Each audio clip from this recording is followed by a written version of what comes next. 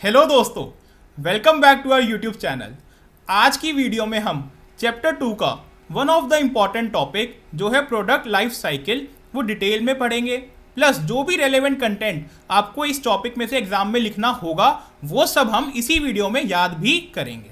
मैं आपको बता दूं कि हर ऑल्टरनेट अटेम्प्ट में आपको इस टॉपिक से 5 नंबर का क्वेश्चन देखने को मिल ही जाएगा। अगर आप ये वाले नोट्स डाउनलोड करना चाहते हैं तो आप हमारा टेलीग्राम ग्रुप ज्वाइन कर सकते हैं, वहाँ पे ये नोट्स फ्री में अवेलेबल है। तो चलिए सर, हम अपना टॉपिक शुरू करते हैं, प्रोडक्ट लाइफ साइकिल।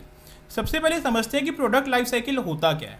तो देखो, आपको नाम से ही समझ में आ रहा होगा कि जब एक कंपनी मार्केट में अपना एक न्यू प्रोडक्ट लॉन्च करती है और जब तक वो मार्केट में रहता है प्रोडक्ट, जब तक उसको डिसकंटिन्यू नहीं किया जाता, उस प्रोडक्ट की इंट्रोडक्शन से लेके डिसकंटिन्यूअस तक की जो जर्नी होती है, जो लाइफ होती है, उसको एनालाइज करना हम कहते हैं product life cycle.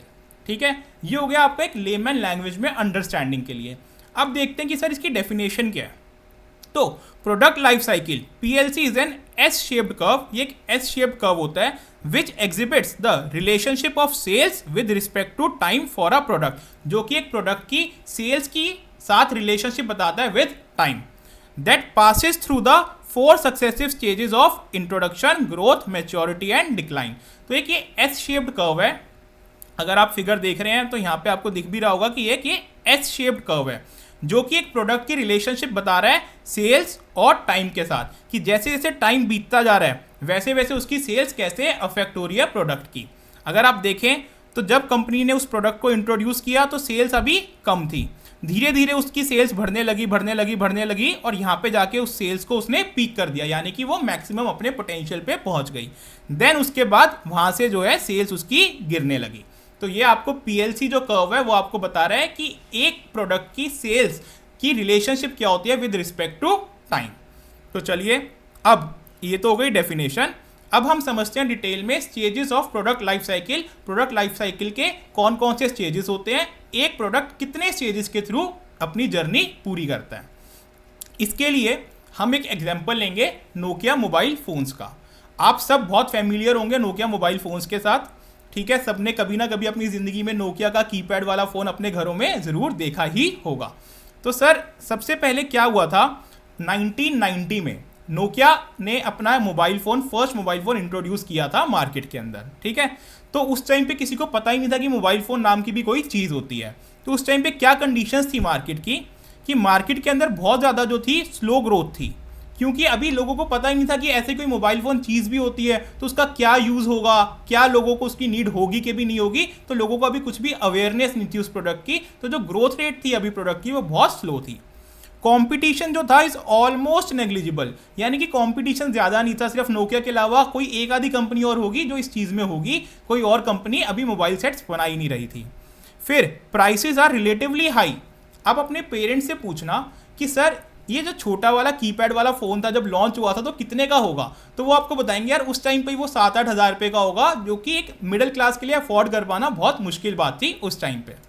Then markets are limited, because अभी कस्टमर्स को अवेयरनेस ही नहीं है इस प्रोडक्ट के बारे में, तो जो मार्केट्स थी अभी लिमिटेड थी। तो ये इंट्रोडक्शन स्टेज के अंदर था जब नोकिया, तो ऐसा मार्केट सिनेरियो था। फिर क्या हुआ सर, कुछ टाइम बीता, 5-7 साल बीते, नए नए प्रोडक्ट्स आने लगे, नई नई कंपनीज इसी प्रोडक्ट को मार्केट में लॉन्च करने लगी। कीपैड वाले फोन्स आपके सैमसंग के भी आने लग गए, सोनी के भी आने लग गए, एलजी के भी आने लग गए। तो धीरे धीरे मार्केट में अवेयरनेस भरी इस प्रोडक्ट के बारे में, इसके यूजेस पता लगने लगे लोगों को, इसका प्राइस थोड़ा थोड़ा कम होने लगा। ठीक है, और मार्केट की जो सेल्स थी इस प्रोडक्ट की वो बहुत तेजी से बढ़ने लगी, क्योंकि अब हर बंदे को ये वाला प्रोडक्ट चाहिए था। तो क्या हुआ सर, रैपिड मार्केट एक्सेप्टेंस, या कि एकदम से मार्केट में एक्सेप्टेंस आई इस प्रोडक्ट को लेके। Demand expends rapidly, price fall. तो अब क्योंकि कॉम्पिटिटर्स आ गए मार्केट में, तो जो प्राइस था पर यूनिट वो अब धीरे धीरे करके कम होने लगा। और कंपटीशन इंक्रीजेस, मार्केट एक्सपेंड्स। तो कंपटीशन बढ़ा, सैमसंग, एलजी, सोनी ये सब मार्केट में आए तो कंपटीशन बढ़ा और मार्केट जो है एक्सपैंड हुई, मार्केट बढ़ी इस प्रोडक्ट की। ठीक है, तो ये हो गई आपकी दूसरी ग्रोथ स्टेज। अब सर तीसरी स्टेज आई जब आपका 2008 से 2012 में स्मार्टफोन्स लॉन्च होने शुरू हुए। ठीक है, आप सबको पता है कि नोकिया के तो ज़्यादातर कीपैड फोन्स ही आते थे, स्मार्टफोन्स तो उसने लॉन्च किए नहीं इस पीरियड के दौरान। अब आने उनके शुरू हुए हैं स्मार्टफोन्स भी पिछले 3-4 सालों से, बट 2008 से 2012 के बीच में उन्होंने कोई भी स्मार्टफोन एंड्रॉयड बेस्ड लॉन्च नहीं किया। तो अब क्या हुआ, 2008 से 12 में उनका एक मैच्योरिटी स्टेज आ गया। क्यों मैच्योरिटी स्टेज आ गया? क्योंकि जो ग्रोथ रेट थी वो अब धीरे धीरे कम होने लगी। पहले वो हर साल मान लो 10% ज़्यादा सेल कर रहे थे या 20% ज़्यादा कर रहे थे, तो वो 3 से 4% ही ज़्यादा करने लगे। Then competition gets tough. क्यों सर? अब मार्केट के अंदर एप्पल आया जो नए फीचर्स के साथ लेके आया अपना फ़ोन, सैमसंग आया जिसने अपना गैलेक्सी वाई लॉन्च किया, एंड्रॉयड फ़ोन लॉन्च किया। तो अब जो उसकी डिमांड थी नोकिया के मोबाइल्स की, कीपैड वाले फ़ोन्स की, वो अब एकदम से गिरने लगी। Then profit comes down because of stiff competition. क्योंकि कॉम्पिटिशन बहुत हाई होने लगा तो प्रॉफिट भी अब धीरे धीरे नीचे गिरने लगा। तो ये हो गई आपकी मैच्योरिटी स्टेज। ठीक है सर। अब आ जाती है लास्ट में डिक्लाइन स्टेज, जब नोकिया मार्केट से पूरी तरीके से गायब ही हो गया, उसका कोई भी प्रोडक्ट मार्केट के अंदर चला ही नहीं। तो इसमें क्या हुआ, sharp downward drift in sales, कि भाई जो सेल्स थी वो एकदम से तेजी से गिरने लगी। अब कोई भी नोकिया का कीपैड वाला फोन एक भी बंदा लेने के लिए राजी नहीं था। Sales and profit fall down sharply, तो एकदम से तेजी से गिरने लगे। जब मैच्योरिटी स्टेज थी तो वो धीरे धीरे गिरने लगे थे, बट जब डिक्लाइन स्टेज आई तो वो एकदम शार्पली गिरने लगे। अब एकदम से उनकी मार्केट हटने लगी। And new product replaces the existing product, तो जो आपके न्यू प्रोडक्ट्स थे उन्होंने नोकिया के जितना भी मार्केट शेयर था वो सारा खत्म कर दिया और उनको रिप्लेस कर दिया। तो सर ये होते हैं आपके 4 stages, introduction, growth, maturity and decline. जो इसके अंदर के पॉइंट्स है उसको अपन एक बार दोबारा से पढ़ेंगे इस टेबल के यूज से। तो इंट्रोडक्शन स्टेज में क्या था सर, स्लो ग्रोथ थी, कंपटीशन बिल्कुल नेग्लिजिबल था, प्राइसेस हाई थे और मार्केट्स जो थी वो एकदम लिमिटेड थी। देन ग्रोथ स्टेज में क्या हुआ, रैपिड मार्केट एक्सेप्टेंस, बहुत जल्दी से मार्केट ने एक्सेप्ट करना शुरू कर दिया अपने मोबाइल फोन्स को। Then demand expands rapidly and price fall, competition increases and market expands. क्यों सर ऐसा क्यों हुआ? क्योंकि कस्टमर को अब नॉलेज होने लग गई प्रोडक्ट के बारे में। देन मैच्योरिटी स्टेज आया। मैच्योरिटी स्टेज में क्या हुआ, slow down in growth rate हुआ, कि अब जो ग्रोथ रेट पहले 20% का चल रहा था हर साल का, अब 10% का चलने लग गया। उसके बाद कंपटीशन बहुत टफ हो गया, नए नए मार्केट में प्रोडक्ट्स आ गए, मार्केट बहुत अब स्टेबलाइज हो गई। क्यों भाई, अब मार्केट के अंदर सबके पास एक बार तो फोन जा चुका है, ठीक है। अब तो जिसको नया फोन लेना है, नए फीचर्स वाला फोन लेना है, अब वो जाके मार्केट के अंदर लेगा। तो ऐसा नहीं है कि अब बहुत ज्यादा मार्केट भरी हुई है, लोगों को मिल नहीं रही चीजें। अब एक स्टेबल मार्केट है कि भाई जो जैसा माल अपना मार्केट में लॉन्च करेगा उसका उस हिसाब से डिमांड आएगी। देन प्रॉफिट कम्स डाउन, क्योंकि मार्केट के अंदर कॉम्पिटिशन अब बढ़ गया तो अब प्रॉफिट भी आपका कम होने लगा। तो अब इसमें ऑर्गेनाइजेशन को क्या करना पड़ा, अपनी स्टेबिलिटी मेंटेन करने के लिए काम करने की जरूरत है। अब डिक्लाइन स्टेज आया। डिक्लाइन स्टेज में क्या हुआ, sharp downward drift in sales, एकदम से गिरने लगी sales. Sales and profit fall down sharply due to new product replaces the existing product. तो जो नया प्रोडक्ट था उसने एग्जिस्टिंग प्रोडक्ट को रिप्लेस कर दिया। स्मार्टफोन्स ने नोकिया के पुराने फीचर फोन्स को एकदम रिप्लेस कर दिया। ठीक है सर। इस स्टेज में क्या करना पड़ा अब कंपनी को, उसको या तो डाइवर्सिफिकेशन करनी पड़ेगी या रिट्रेंचमेंट करनी पड़ेगी। अब ये मैंने आपको एक समरी कंपैरिजन की चार्ट दिया है ताकि आप एग्जाम से एक दिन पहले जो है इस चार्ट से पढ़ लें और आपका काम चल जाए। Then sir significance of PLC. अब पढ़ेंगे कि एक प्रोडक्ट लाइफ साइकिल का सिग्निफिकेंस क्या होता है, कंपनी को हम क्यों करते हैं प्रोडक्ट लाइफ साइकिल एनालिसिस। तो सर सबसे पहली तो चीज़ है, ये यूज होता है diagnose a portfolio of product. मतलब डायग्नोज करना मतलब जानना कि आपका जो प्रोडक्ट है वो किस स्टेज पे लाई करता है, ठीक है, ताकि आप एक अकॉर्डिंगली उसकी स्ट्रेटजी बना पाओ।